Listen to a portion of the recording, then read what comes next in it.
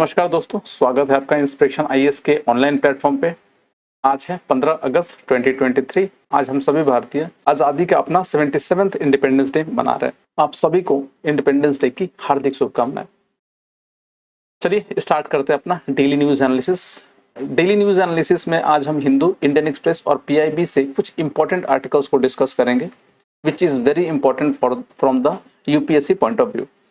सो आज हमारा पहला जो आर्टिकल्स है वो है ब्यूबोनिक प्लेग से रिलेटेड। रिसेंटली डिजीज किंग या क्वीन कह सकते हैं कि चाइना में बेसिकली रिसेंटली चाइना के नॉर्दर्न रीजन में या कह सकते हैं inner Mongolia recently reported 2 cases of bubonic plague. तो 2 ब्यूबोनिक प्लेग का मतलब केसेस मिले हैं चाइना में। और सो ऑब्वियस बात है, थोड़ा समझते हैं आखिर ये ब्यूबोनिक प्लेग होता क्या। देखिए, plague is a infectious diseases caused by a specific type of bacteria called Yersinia pestis. ठीक है, Yersinia pestis, and it can affect human and animals and is spread mainly by fleas. जो ये जो rats और उसके ऊपर जो छोटे छोटे फ्लीज जो होते हैं ना, उनसे ये डिजीज फैलता है। Bubonic plague is also known as black death, इसको ब्लैक डेथ भी बोला जाता है, and is one type of plague. It get it name from the swollen lymph nodes that is buboes caused by the disease। ठीक है, इसका जो इस डिजीज के चलते जो लिम्फ नोड होते हैं वो फुल मतलब स्वेलन हो जाते हैं, और जिसके चलते इसका नाम पड़ा है bubonic plague. The other type of plagues are septicemia plague which happens when the infection goes all through the body. अगर ये पूरे बॉडी में अगर सेप्टिसेमिया फैल जाता है तो उसको सेप्टिसेमिक प्लेग बोला जाता है। And pneumonic plague which happens when the lungs are infected. तो आप समझ सकते हैं, ब्यूबोनिक प्लेग जो आपके लिम्फ नोड को इन्फेक्ट करता है, सेप्टिसेमिया प्लेग जो आपके सेप्टिसेमिक या पूरे बॉडी में इन्फेक्शन फैल जाता है, एंड न्यूमोनिक प्लेग वह प्लेग होता है जो लंग्स को इन्फेक्ट करता है। तो this are 3 basic types of plague. Plague को ब्लैक डेथ भी बोला जाता है। नेक्स्ट सिम्टम्स क्या होता है ब्यूबोनिक प्लेग का, तो एक तो सडन फीवर एंड चिल्स हो, pain in the area of the abdomen, arms and legs, and headache. Basically ये कॉमन है। Along with that, there is large and swollen lumps in the lymph nodes that develop and leak pus। ठीक है, पस वगैरह भी release होता है वहां से। And transmission is pestis is spread mostly by fleas. ये जो आपको दिख रहा है ना, ये फ्लीज होता है जो रैट्स के ऊपर में रहता है normally, and other animals, and it is transmitted between animals and human by the bite of the infected fleas. ठीक है, अगर ये फ्लीज इन्फेक्टेड हो गया तो ये जब इंसान को काटेगा तो ये ट्रांसमिट करता है। and direct contact with infected tissues and inhalations of infected respiratory droplets। अगर मान लो किसी का respiratory droplets है, वहां से अगर inhalation होता है तो उससे भी ये disease फैल सकता है। and it is an example of disease that can spread between animals and people, and this is a zoonotic disease। तो जैसे आप लोगों को मालूम होगा, zoonotic disease are those disease which can be transmitted from animals to the human being। जैसे Ebola हो गया, जैसे जीका हो गया, ये सारे जो disease होते हैं ना, ये सारे क्या है आपके zoonotic diseases होते हैं। ठीक है, तो that is regarding the plague या ब्यूबोनिक प्लेग से रिलेटेड। चलिए अपने अगले न्यूज से बढ़ते हैं। अपना अगला जो न्यूज है वो है कार्बन लाइट मेट्रो ट्रेवल। देखिए, रिसेंटली दिल्ली मेट्रो ने ना बहुत अच्छा इनिशिएटिव स्टार्ट किया है, और ये इनिशिएटिव कहीं ना कहीं हम इंडियंस को या अपने जो ट्रैवलर्स है उनको एक एजुकेट करेगा कि अगर आप ये मेट्रो रूट या मेट्रो ट्रेवल को यूज करते हैं अपने डे टू डे कम्यूटेशंस के लिए, then you are saving large amount of carbon. आपको ये होप आपको ये दिख रहा होगा, ये जो टिकट है उसमें लिखा हुआ है कि please keep safe till end of the journey and congratulations, you are saving around 840 gram of carbon dioxide emissions. मतलब अगर आप ये मेट्रो ट्रेवल को चूज कर रहे हैं, then you are saving large amount of carbon dioxide emissions.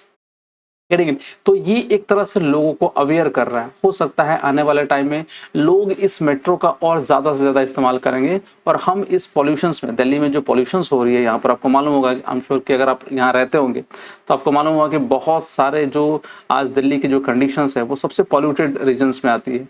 It is all due to large amount of vehicles along with other things also. तो vehicular pollutions भी बहुत लार्ज अमाउंट में है, और दिल्ली मेट्रो की छोटी सी इनिशिएटिव्स कहीं ना कहीं आने वाले टाइम में बहुत बड़ा इफेक्ट करेगा।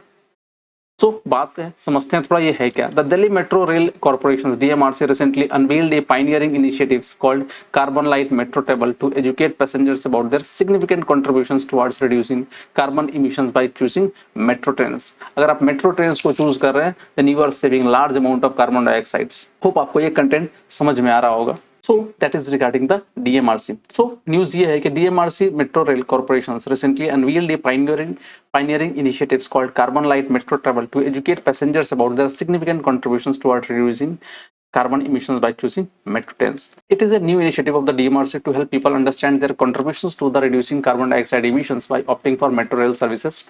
With this initiative, Delhi commuters will now be able to understand and learn about the average amount of carbon dioxide emissions they are decreasing with their simple steps of selecting the metro as their means of transportation. जैसे हमने कहा ये छोटी सी initiative है, अगर आप metro को choose कर रहे हैं then you are saving large amount of carbon dioxide emissions.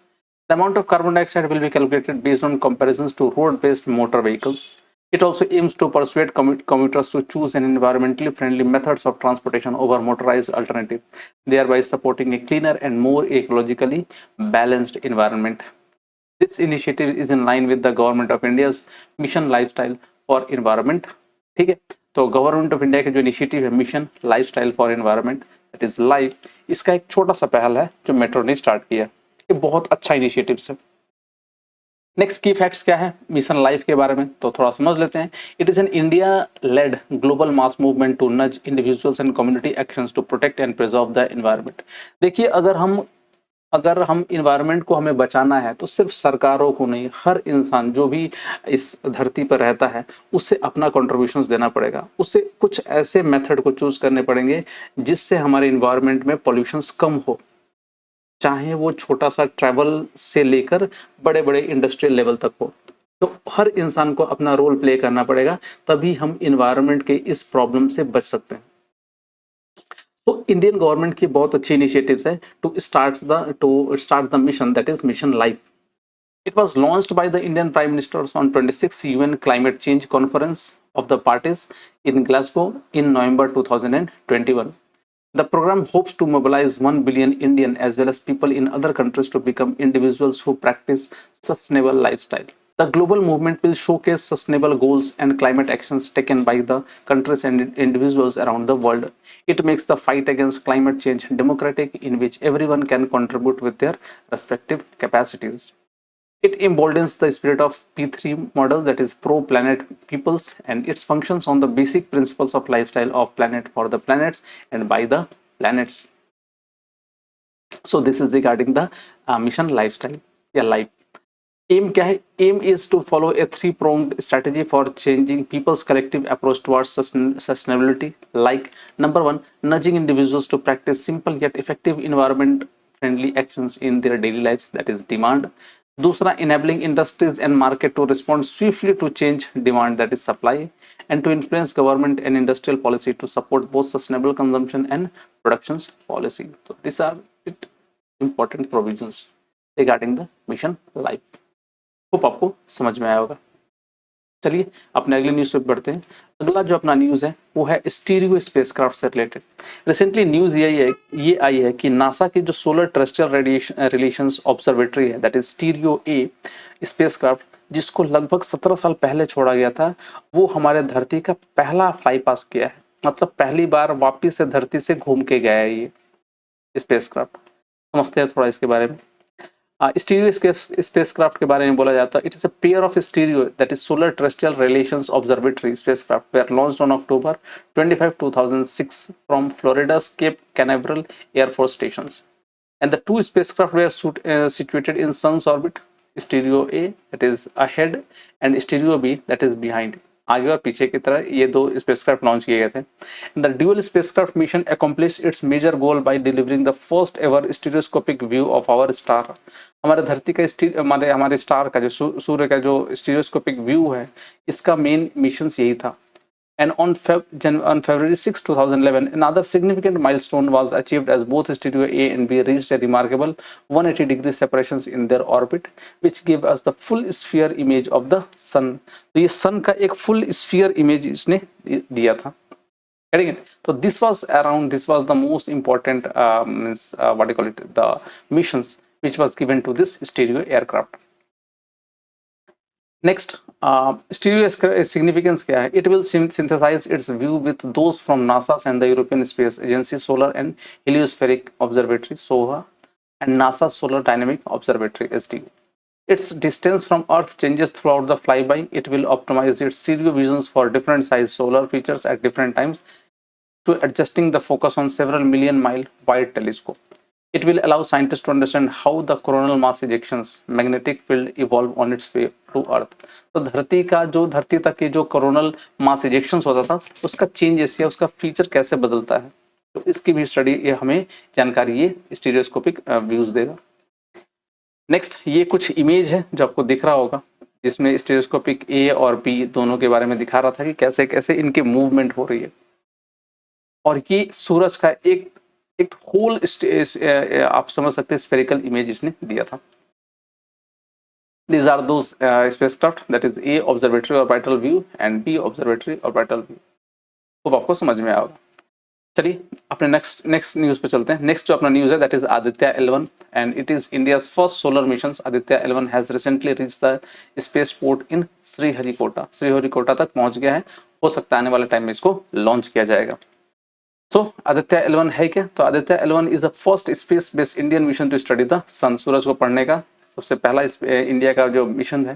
And it will be launched by PSLV XL launch vehicle and the spacecraft shall be placed in a halo orbit around the Lagrange point L1। ये L1 में रखा जाएगा सूरज के सामने of the sun earth system which is about 1.5 million kilometre from the earth. तो ये इसरो का एक डेडिकेटेड मिशन है टू स्टडी सन और ये L1 पॉइंट पर रखा जाएगा। जैसे कि आप मालूम होगा कि L1 is a Lagrange point L1 and it is a orbit around the sun to study the sun. It is a satellite placed in the hollow orbit around the L1 point has the major advantage of continuously viewing the sun without any occultations या eclipse। मतलब ये एक point ऐसा है जहां पर किसी भी तरह का occultations या eclipse नहीं होगा सूरज के सन के व्यूज में। तो एक आइडियल पोजीशन होता है। This will provide a greater advantage in observing solar activities and their effect on the space weather in real time। तो सोलर की जो भी एक्टिविटीज है, चाहे आपके जो डार्क स्पॉट हो या कोई भी एक्टिविटीज, उसमें क्लियरली हमें दिखाई देगा। The spacecraft carries 7 payloads to observe the photospheric, chromosphere and the outermost layer of the sun, the corona, using electromagnetic and particles and magnetic field detectors। So that is regarding the Aditya L1। Next, Aditya L1 जो है it helps in using the special vantage point that is L1। 4 payload directly view the sun and the remaining 3 payload carrying out in situ study of particles and fields at the Lagrange point L1, thus providing important scientific studies of the propagator effect of the solar dynamic in the interplanetary mediums। The other objectives of the Aditya L1 missions will be to understand the drivers for space weather, origin, compositions and dynamic of solar winds and identify the sequences of processes that occur at a multiple layers। ठीक है, multiple layer में ये जो processes हो रही है उसको समझने के लिए, that is chromosphere, base and extended corona, which eventually lead to solar eruptive events। That is regarding the Aditya L1 missions।